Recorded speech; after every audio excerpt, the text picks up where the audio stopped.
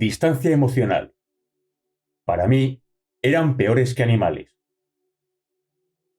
Grietas en el velo de la negación. Una noche, tras haber dado una charla sobre el precio y el proceso de matar a un grupo de veteranos en Nueva York, me preguntó un veterano de la Segunda Guerra Mundial retirado, que había formado parte del público, si podía hablar conmigo en privado en el bar. Cuando nos quedamos solos, me dijo que había algo que nunca le había dicho a nadie, algo que, tras oír mi charla, quería compartir conmigo. Tenía mi 45 en la mano, me dijo, y la punta de su bayoneta no estaba más lejos de lo que está usted cuando le disparé. Cuando la cosa se calmó, ayudé a registrar su cuerpo, ya sabe, por motivos de inteligencia, y encontré una fotografía. Se interrumpió un momento antes de continuar. Era una fotografía de su mujer y dos hermosos niños. Desde ese día, y entonces empezaron a caerle lágrimas por las mejillas, si bien su voz se mantenía firme, he vivido atormentado por la idea de que esos dos niños crecieron sin su padre porque yo lo asesiné. Ya no soy joven, y pronto tendré que responder ante mi hacedor por lo que hice. Nota del autor. Ayudar a un veterano en una situación así implica animarle a que comparta su experiencia, que se enfrente a la palabra asesinato y hablar de la visión de la Biblia o la Torá sobre el acto de matar. Animarle a que comparta esta experiencia con su mujer. En este caso, sugerí que lo hiciera pidiéndole que leyera Goodbye Darkness, de William Manchester, y que utilizara un incidente sorprendentemente similar que se narra en el libro como punto de arranque para hablar de su experiencia. La necesidad de que el veterano la compartiera con su mujer y el valor del libro como punto de arranque son temas recurrentes en este tipo de terapia. Varios borradores de este mismo libro han servido para ese propósito en varias ocasiones. Animarle a que se enfrente al uso que hace de la palabra asesinato. No fue un asesinato, sino defensa propia, y si sucediera en la calle mañana, no habría cargos contra él. Su respuesta, como suele ocurrir cuando los veteranos reprimen y nunca mencionan estas situaciones, fue: nunca me lo planteé de esa manera. Se trata de un tema común y recurrente en este tipo de terapia. Hablar de la visión de la Biblia o la Torá sobre el acto de matar. Le animé a que estudiara el asunto con más profundidad o a que lo hablara con un clérigo de su fe. Este es otro tema común e importante. Hay una creencia generalizada en Estados Unidos de que no es bueno ser un soldado. Gran parte de este sesgo antimilitarista se basa en el mandamiento no matarás. Pero en el ámbito del cristianismo existe un gran desacuerdo sobre la materia, ya que no es un asunto tan sencillo. Por el bien de los soldados que recurren a terapia, he descubierto que tiene gran valor presentar el otro lado del debate teológico sobre matar. En el capítulo 20 del Éxodo encontramos los 10 mandamientos. Hace casi 400 años las versiones traducidas de la Biblia, como la Reina Valera o la inglesa King James, tradujeron el sexto mandamiento como no matarás. Cuando los traductores lo escribieron, nadie imaginaba que la palabra de Dios sería sacada de contexto para interpretar el mandamiento en el sentido de que la pena de muerte o matar en el campo de batalla fueran algo malo. En este siglo, las traducciones modernas tienden a traducir el sexto mandamiento como no asesinarás. En el capítulo 21 del mismo libro de la Biblia, se ordena la pena de muerte cuando dice: si alguien hiere a otro y le hace morir, también morirá. La palabra hebrea empleada en el texto original del sexto mandamiento se refiere a matar en provecho propio. No tiene nada que ver con matar bajo una autoridad. Y esta no es ni la primera ni la última instancia en la que Dios ordena la pena de muerte. En Génesis 9:6 se dice que cuando Noé desembarcó del arca, Dios le ordenó: la sangre del que derrame sangre humana será derramada por otro hombre. El rey David era del agrado de Dios y era también un guerrero. La Biblia alaba a David por haber matado a Goliat en la batalla, y se le alaba como rey. Saúl hirió a sus miles, y David a sus 10.000. Matar en la guerra bajo una autoridad se presenta como noble y aceptable a lo largo de la Biblia. Solo fue cuando el rey David cometió un asesinato, al matar a Urías, cuando se metió en problemas con el Señor. El Antiguo Testamento está repleto de estos líderes guerreros justos. David, Josué, Gedeón son solo unos pocos de los cientos de soldados mencionados en el Antiguo Testamento que encontraron el favor a los ojos de Dios por sus hazañas en el campo de batalla. En Proverbios 6:17, la Biblia dice que Dios odia las manos que derraman sangre inocente. Pero en la Biblia solo hay honor para el soldado que mata en un combate justo. Lo mismo ocurre con el Nuevo Testamento. Cuando el joven rico se acerca a Jesús, se le dice que tiene que abandonar todo lo que tenía para poder seguirle. Pero en Mateo 8:10, cuando el centurión romano acudió a él, Jesús dijo: «De cierto les digo que ni aun en Israel he hallado tanta fe». Y en Hechos 10, Dios designa al primer cristiano gentil, y este fue Cornelio, un centurión romano. Dios envió a Pedro para que lo convirtiera, y al parecer Pedro y los demás discípulos se quedaron un poco atónitos de que un gentil pudiera convertirse al cristianismo, pero nunca se puso en cuestión que un soldado tuviera el honor de ser el primero. La mayor parte del capítulo 10 de los Hechos de los Apóstoles está dedicado al sermón de Pedro al centurión Cornelio y sus enseñanzas sobre cómo ser cristiano, pero ni una sola vez dice Pedro, o nadie en toda la Biblia, que sea incompatible ser soldado y cristiano. De hecho, es lo contrario lo que se narra una y otra vez. En Lucas 22:36, tan solo unos minutos antes de ser arrestado para acabar en la crucifixión, Jesús ordena a sus discípulos que el que no tenga espada, que venda su capa y se compre una. Tenían 3 espadas entre todos ellos y, cuando los soldados llegaron para arrestar a Jesús, Pedro desenvainó la suya. Pero Jesús le ordenó que la volviera a envainar diciendo: «Quien esgrime la espada, muere por la espada». Eso significa que, si la espada es tu ley, deberás morir por la espada que blanden los agentes de la autoridad. Y en Romanos 13:4, Pedro escribe que la autoridad no lleva la espada en vano. De ahí que exista un fundamento para la tesis de que 1. No matarás es una traducción pobre sacada burdamente de contexto. Y 2. Esto ha sido responsable de causar un gran daño emocional a nuestros veteranos. La posición apuntada con anterioridad ha sido durante 2000 años y continúa siendo la que es aceptada por gran parte del cristianismo católico y protestante. Esta ha sido la justificación filosófica para el apoyo de la Iglesia a la lucha para liberar a los esclavos durante la Guerra de Secesión y para luchar contra Alemania y Japón en la Segunda Guerra Mundial. Hoy en día, muchas iglesias sostienen que aquellos que han muerto por nuestra nación ejemplifican el amor de Jesús y su sacrificio por todos y cada uno de nosotros, pues Jesús dijo: «Nadie tiene mayor amor que este, que es el de poner su vida por sus amigos». Fin de la nota. Un año más tarde, en un pub en Inglaterra, le conté el incidente a un veterano de Vietnam que era coronel en el ejército de Estados Unidos. Cuando le dije lo de la fotografía, respondió: «¡Oh, no! ¡No me digas! Había una dirección en el reverso de la fotografía». «No», le contesté, «al menos él nunca me mencionó que la hubiera».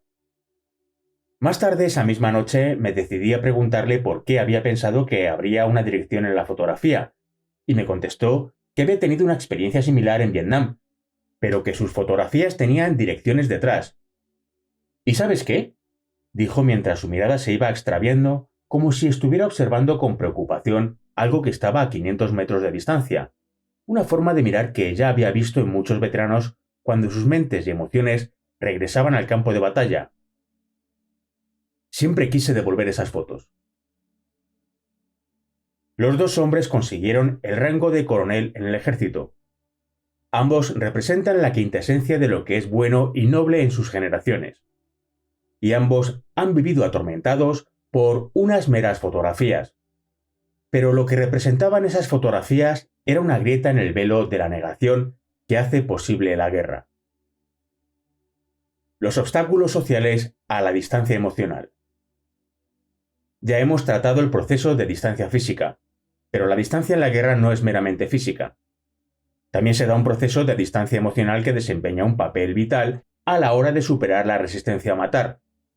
Factores como la distancia cultural, la distancia moral, la distancia social y la distancia mecánica son igual de efectivos que la distancia física para permitir al que mata negar que está matando a un ser humano.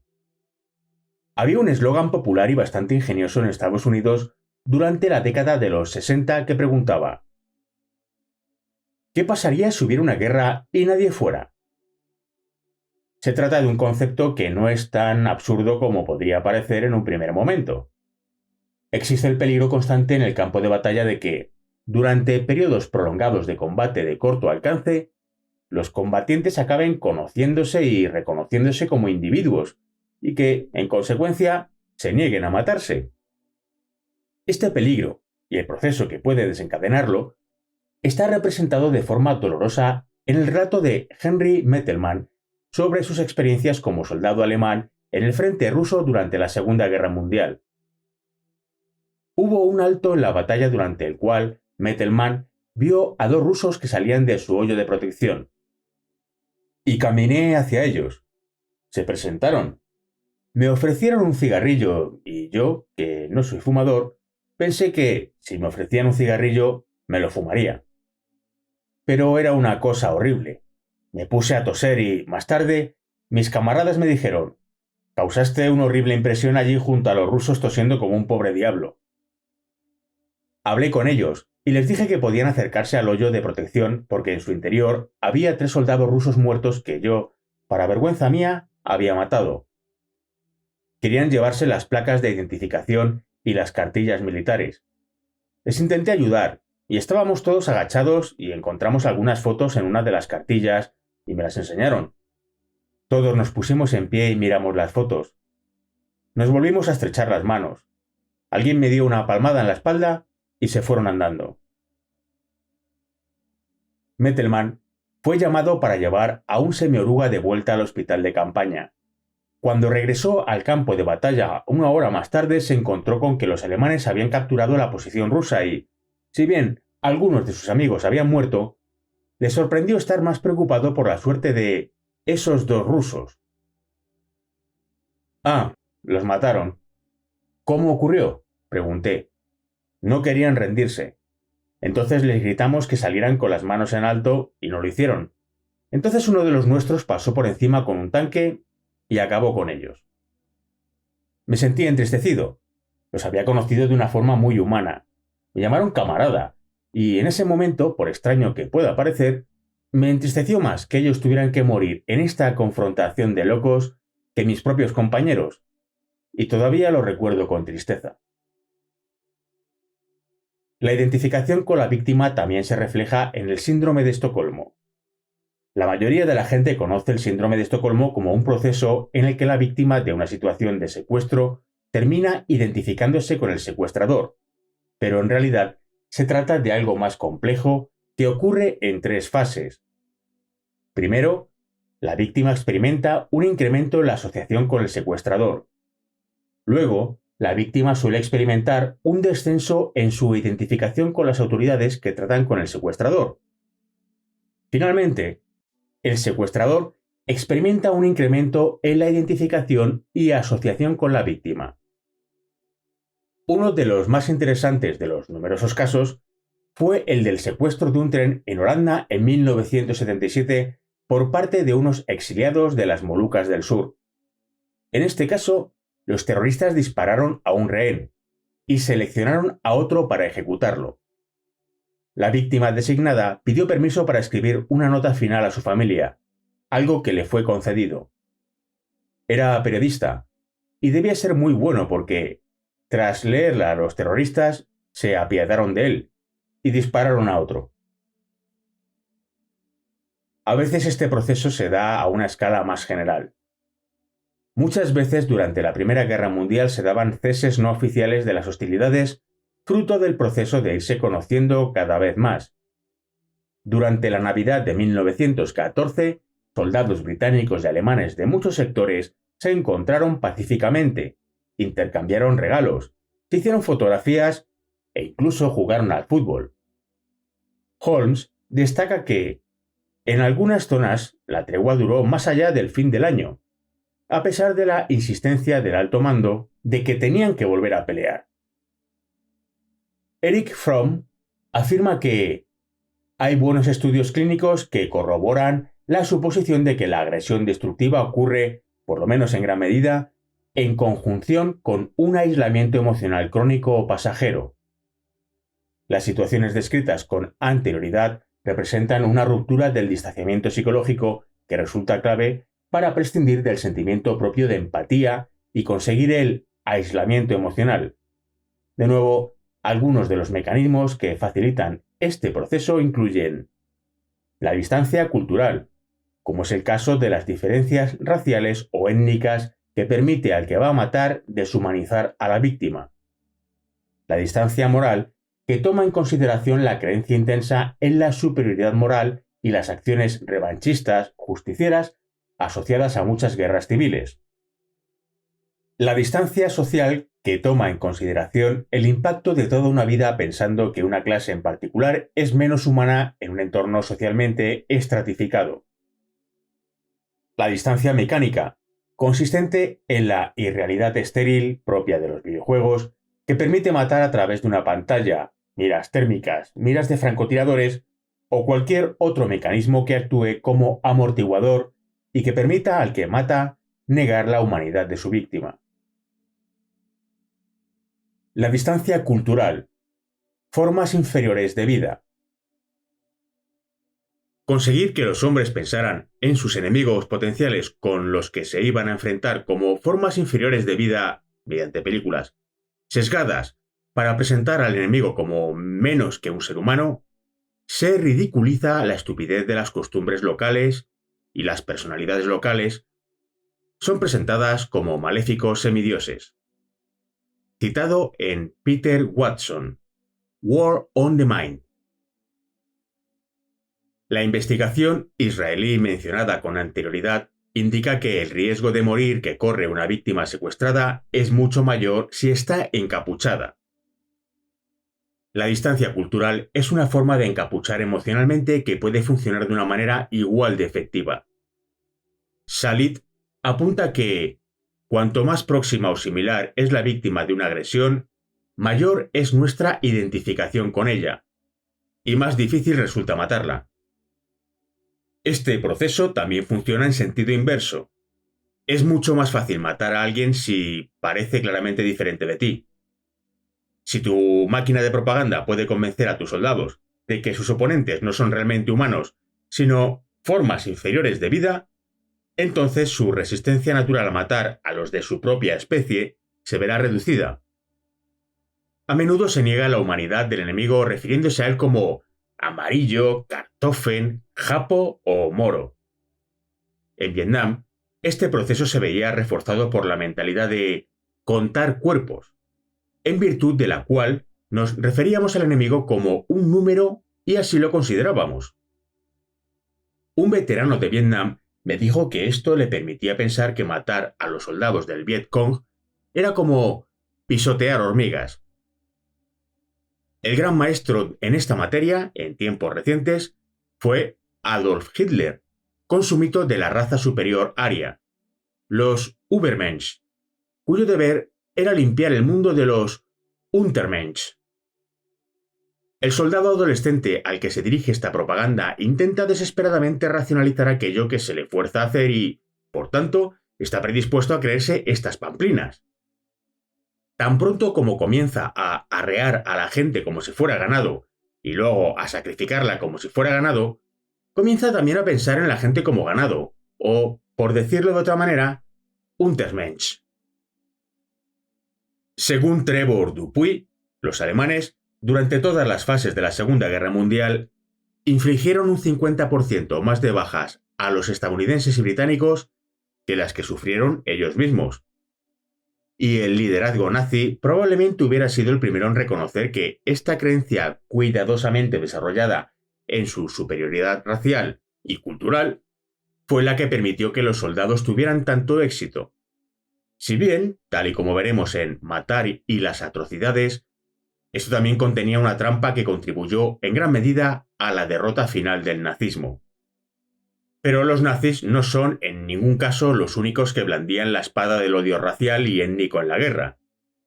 Los imperios europeos derrotaron y dominaron a las razas oscuras con la ayuda del factor de la distancia cultural. No obstante, esto puede ser un arma de doble filo. Una vez que los opresores empiezan a pensar que sus víctimas no son de la misma especie, entonces las víctimas pueden aceptar y utilizar esa distancia cultural para matar y oprimir a sus amos coloniales cuando finalmente se hagan con el control de la situación. Esta arma de doble filo se volvió contra los opresores cuando se levantaron las naciones colonizadas mediante violentas insurrecciones, como el motín de los cipayos y la rebelión del Mau Mau. En las batallas finales que derribaron al imperialismo en todo el mundo, la reacción violenta de esta arma de doble filo supuso un factor decisivo para empoderar a las poblaciones locales. Los Estados Unidos son una nación comparativamente más igualitaria y, en consecuencia, tiene mayores dificultades para conseguir que su población suscriba el odio racial y étnico en tiempos de guerra. Pero en el combate contra Japón, teníamos un enemigo tan distinto y extraño que pudimos aplicar de forma efectiva la distancia cultural, en combinación con una poderosa dosis de distancia moral, dado que nosotros estábamos vengando Pearl Harbor. Así, y según las investigaciones de Stauffer, el 44% de los soldados estadounidenses en la Segunda Guerra Mundial decía que le gustaría, de verdad, matar a un soldado japonés, mientras que solo un 6% expresaba este grado de entusiasmo cuando se trataba de matar a un soldado alemán. En Vietnam, Afganistán e Irak, la distancia cultural se hubiera vuelto en nuestra contra, porque nuestro enemigo era racial y culturalmente indistinguible de nuestros aliados. De ahí que intentáramos por todos los medios, a nivel de política nacional, no hacer hincapié en cualquier distancia cultural respecto de nuestros enemigos. El factor psicológico primario de distanciamiento empleado en Vietnam, Afganistán e Irak fue la distancia moral, que derivaba de nuestras cruzadas morales contra el comunismo y el terrorismo. Pero por mucho que lo intentáramos, no logramos plenamente mantener cerrada la caja de Pandora del odio racial. La mayoría de los veteranos de Vietnam a los que he entrevistado desarrollaron un amor profundo por la cultura y el pueblo vietnamitas. Muchos se casaron con mujeres vietnamitas.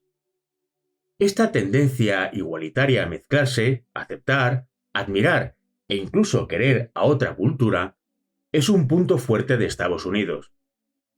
Gracias a ello, Estados Unidos fue capaz de convertir las naciones ocupadas de Alemania y Japón de enemigos derrotados a amigos y aliados. Pero muchos soldados estadounidenses servían un año aislados de los aspectos positivos y amistosos de la cultura y el pueblo vietnamitas. Los únicos vietnamitas que conocían o bien intentaban matarles, o bien eran sospechosos de pertenecer o apoyar al Vietcong. Este entorno propiciaba la sospecha profunda y el odio. Un veterano de Vietnam me dijo que, para él, eran menos que animales. Debido a esta habilidad para aceptar otras culturas, los estadounidenses probablemente cometieron menos atrocidades que las que hubieran cometido la mayoría de otras naciones en circunstancias asociadas a la guerra de guerrillas en Vietnam. Sin duda, menos de las que cuenta en su haber la mayoría de los poderes coloniales. Y con todo, tenemos My Lai, y nuestros esfuerzos en esa guerra, profundamente, acaso fatalmente, socavados por ese incidente en concreto. Y en Irak, el escándalo de la prisión de Abu Ghraib ayudó a enardecer a nuestros enemigos y a socavar nuestra propia determinación. Puede resultar fácil recurrir al odio racial y étnico para facilitar que se mate en tiempos de guerra. Pero, en el momento en que destapamos la caja de los truenos de ese odio y la guerra se ha terminado, no resulta tan fácil volver a cerrarla. Un odio así perdura durante décadas, incluso siglos, como podemos ver hoy en día en el Líbano y antaño en Yugoslavia. Sería sencillo mostrar un engreído sentimiento de superioridad moral y autoconvencernos de que este odio que perdura solo existe en lejanos y aislados países como el Líbano o Yugoslavia. Lo cierto es que en Estados Unidos todavía estamos intentando erradicar el racismo más de 100 años después de que se aboliera la esclavitud, y nuestro uso limitado de la distancia cultural en la Segunda Guerra Mundial y en Vietnam todavía contamina nuestros tratos con los oponentes en esos conflictos. Puede que en un futuro campo de batalla sintamos la tentación de manipular de nuevo el arma de doble filo de la distancia cultural a nuestro favor. Pero antes de hacerlo, sería mejor que consideráramos detenidamente el coste. El coste tanto durante la guerra como en la paz que esperamos conseguir cuando concluya el conflicto. La distancia moral. Su causa es sagrada. ¿Cómo pueden cometer un pecado? Nosotros, que golpeamos al enemigo donde late su corazón, hemos sido calumniados cuando nos llamaban mataniños y asesinos de mujeres. Lo que hacemos también nos repugna a nosotros mismos, pero es necesario, muy necesario. Hoy en día no existe ese animal denominado no combatiente. La guerra moderna es la guerra total. Un soldado no puede funcionar en el frente sin el trabajador de la fábrica, el agricultor y todos los demás proveedores que tiene por detrás. Tú y yo, madre, hemos hablado de este asunto, y sé que entiendes lo que digo. Mis hombres son valerosos y honorables. Su causa es sagrada, así que, ¿cómo pueden cometer un pecado cuando cumplen con su deber? Si lo que hacemos es espantoso, entonces, ojalá el espanto sea la salvación de Alemania. Capitán Peter Strasser, jefe de la División Aérea Alemana en la Primera Guerra Mundial, que realizó las primeras misiones de bombardeo. En una carta citada en War, de Wayne Dyer. La distancia moral conlleva legitimarse a uno mismo y la propia causa. Por lo general, esta puede ser dividida en dos componentes. El primer componente suele ser la determinación y condena de la culpabilidad del enemigo, quien, por supuesto, debe ser castigado o recibir la venganza. El otro es la afirmación de la legalidad y legitimidad de la causa propia. La distancia moral establece que la causa del enemigo es claramente falsa. Sus líderes son criminales, y sus soldados o bien simplemente han sido engañados, o bien comparten la culpabilidad del líder. Pero el enemigo continúa siendo humano, y matarle es un acto de justicia y no de exterminio, como suele ocurrir en las motivaciones impulsadas por la distancia cultural. Nota del autor. Una entrevista a un veterano que era un agente de policía jubilado me llevó a darme cuenta de que, para las fuerzas de policía, la distancia moral es un factor dominante que posibilita la violencia y la racionalización de la violencia. Cuando le expliqué el proceso de distanciamiento, señaló que el establecimiento y mantenimiento de lo que yo denominaba distancia moral resultaba esencial para la salud mental de los agentes de policía y que, en una fuerza de policía buena, suponía el proceso de habilitación básico. Si, por otro lado, el odio racial y étnico de la distancia cultural toma el control, entonces aparecen los problemas, y una especie de podredumbre moral aqueja el alma de la fuerza policial. Fin de la nota. De la misma manera en la que este proceso ha posibilitado tradicionalmente la violencia de las fuerzas policiales, también puede posibilitarla en el campo de batalla. Alfred Bachts lo reconoció como un proceso en el que los enemigos deben ser considerados criminales por adelantado, culpables de haber comenzado la guerra. El asunto de localizar al agresor debe comenzar antes o apenas después de que estalle el conflicto. Los métodos del enemigo de conducir la guerra deben ser tildados de criminales, y la victoria no ha de ser el triunfo del honor y el coraje por encima del honor y el coraje del enemigo, sino el punto álgido de una caza policial contra unos desalmados sedientos de sangre que han violado la ley, el orden y todo aquello que se estima bueno y sagrado. Bachts opina que este tipo de propaganda ha ido teniendo una influencia cada vez mayor en la guerra moderna, y puede que esté en lo cierto. Y, de hecho, podría decirse que tiene un lugar legítimo, como en el caso de Estados Unidos y las operaciones de la coalición contra los talibanes y Al-Qaeda en Afganistán e Irak. Pero no es nada nuevo. En Occidente, esto se remonta por lo menos a la época en la que el Papa, por aquel entonces líder moral indiscutible de la civilización occidental, fijó la justificación moral de las trágicas y sangrientas guerras que denominamos cruzadas. La justificación del castigo. Recordad el Álamo, Maine, Pearl Harbor, el 11S.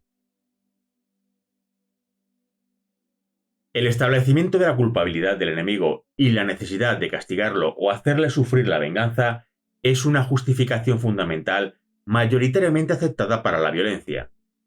La mayoría de las naciones se reservan el derecho de administrar la pena capital, y si un Estado ordena a un soldado que mate a un criminal que es culpable de un crimen lo suficientemente atroz, entonces la muerte puede ser fácilmente racionalizada como nada más que la administración de la justicia. El mecanismo de justificación del castigo resulta tan fundamental que a veces se manipula artificialmente. En la Segunda Guerra Mundial, algunos líderes japoneses cultivaron una justificación artificial del castigo. El coronel Masanobu Tsuji, dice Holmes, quien fue el centro detrás de la invasión de Malasia, escribió un panfleto diseñado para, entre otras cosas, apretar los tornillos del valor de sus soldados para que lucharan con furia. Cuando encuentres al enemigo tras el desembarco, piensa como un vengador que, por fin, se enfrentan cara a cara con el asesinato de su padre. Hete aquí, el hombre cuya muerte aliviará tu corazón de su carga de siniestra ira. Afirmación legal. Sostenemos como evidentes estas verdades.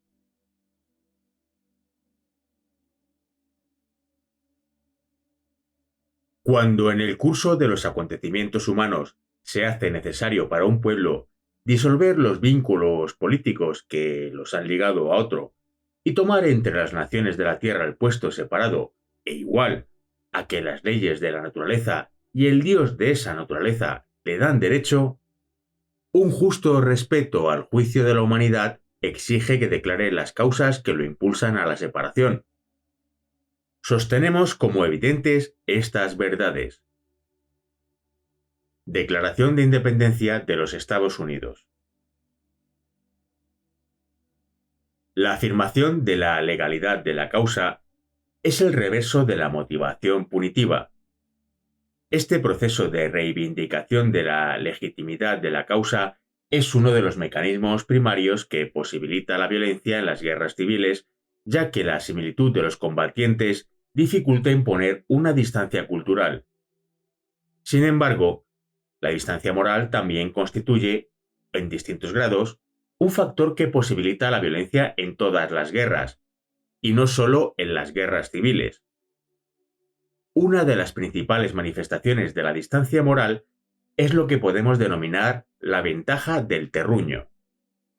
La ventaja moral asociada a defender la guarida, hogar o nación tiene una larga tradición que puede encontrarse también en el reino animal, y no debería ser desdeñada a la hora de valorar el impacto de la distancia moral a la hora de alimentar la violencia de una nación. Winston Churchill dijo que es el derecho básico de los hombres morir y matar por la tierra en la que viven, y castigar con una severidad excepcional a todos los miembros de su propia raza que se hayan calentado las manos a la lumbre del invasor. Las guerras estadounidenses se han solido caracterizar por una tendencia hacia la distancia moral más que cultural. La distancia cultural ha resultado más difícil de desarrollar en la cultura estadounidense, relativamente igualitaria con su población étnica y racialmente más diversa. Durante la Revolución Americana, la masacre de Boston ofreció un cierto grado de justificación para el castigo y la declaración de independencia. Sostenemos como evidentes estas verdades, representó la afirmación legal que fijó el tono de las guerras estadounidenses durante los siguientes 2 siglos.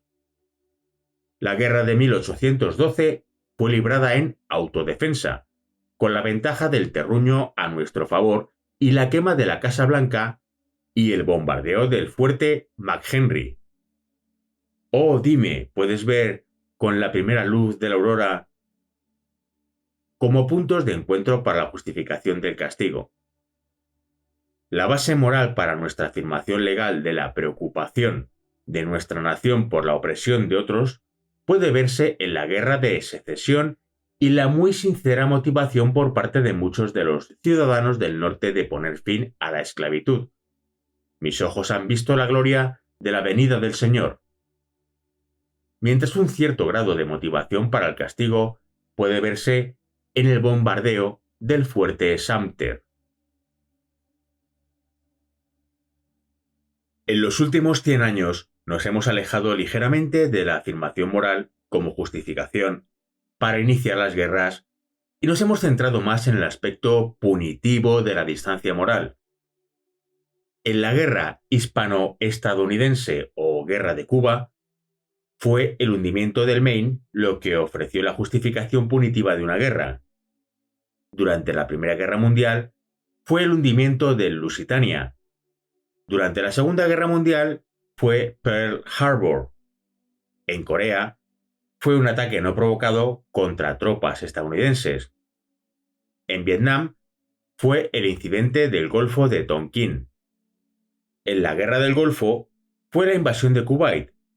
Y en Afganistán e Irak, el 11S y la posibilidad de que hubiera armas de destrucción masiva. Nota del autor. Resulta interesante observar cuántos de estos motivadores del castigo eran, en retrospectiva, poco legítimos. Nunca se supo lo que causó el hundimiento del Maine, y puede que fuera un accidente. El Lusitania llevaba a bordo municiones de guerra, y los alemanes avisaron de sus intenciones con antelación. Y parece ser que el incidente del Golfo de Tonkin fue fabricado casi por completo por el presidente Johnson. En la mayoría de estos casos, empero, los políticos se vieron movidos a usar estos incidentes como grito de guerra para excitar la imaginación popular a fin de involucrarlos en una guerra que ellos, los políticos, consideraban moralmente legítima. El gran estadista británico Benjamin Disraeli señalaba que estas cuestiones apasionadas siempre desempeñarían un papel clave en la entrada en guerra de una democracia. Si estableces una democracia, deberías, en el debido momento, cosechar los frutos de una democracia. En el debido momento, y fruto de la pasión y no de la razón, entrarás en guerra. Y en el momento adecuado te someterás a la paz, lo que minará tu autoridad, y quizás ponga en peligro tu independencia. Y con una democracia encontrarás, en el debido momento, que tu propiedad es menos valiosa y que tu libertad es menos completa. Incrementar la distancia entre los combatientes, ya sea haciendo hincapié en sus diferencias o incrementando la cadena de responsabilidad entre el agresor y la víctima, permite que aumente el grado de agresión. Ben Salit. The Psychology of Conflict and Combat. Fin de la nota. Es interesante notar que, si bien el castigo fue utilizado para justificar que Estados Unidos se involucrara en estas guerras, la afirmación moral apareció más tarde y dotó a algunos de estos conflictos de un sabor muy estadounidense. Una vez que los aliados empezaron a liberar campos de concentración, el general Eisenhower comenzó a ver la Segunda Guerra Mundial como una cruzada, y la justificación de la Guerra Fría y la guerra global contra el terror tuvieron un sólido respaldo como batallas morales contra el totalitarismo, la opresión y el terrorismo. Los procesos de distanciamiento moral tienden a proveer una base sobre la cual se pueden construir otros procesos que habilitan el acto de matar. Por lo general, son menos susceptibles de producir atrocidades que los procesos de distanciamiento cultural, y se ajustan más a la clase de reglas, prevenir la agresión y defender la dignidad individual humana, que organizaciones como las Naciones Unidas intentan defender. Pero, al igual que en la distancia cultural, hay un riesgo asociado a la distancia moral. Ese peligro estriba, por supuesto, en que cada nación parece creer que Dios está de su lado.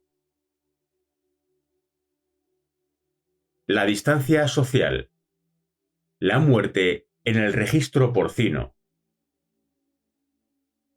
Cuando trabajaba como sargento en la 82ª División Aerotransportada en la década de 1970, una vez visité la oficina de operaciones de otro batallón hermano. La mayoría de estas oficinas tiene un gran listado de personal presente y ausente en la entrada.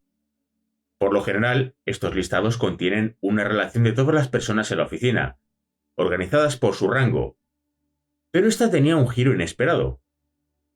Al principio de la lista aparecían los oficiales.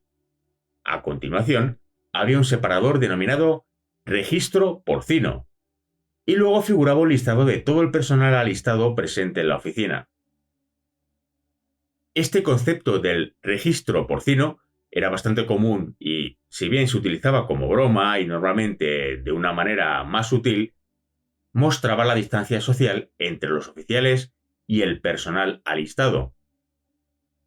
He sido soldado raso, sargento y oficial. Tanto mis hijos como mi mujer, como yo, hemos experimentado esta estructura de clase y distancia social que acompaña a la gradación. Oficiales, suboficiales y el personal alistado tienen sus propios clubes en la base militar. Sus mujeres a menudo acuden a funciones sociales separadas, y sus familias suelen vivir en áreas residenciales separadas.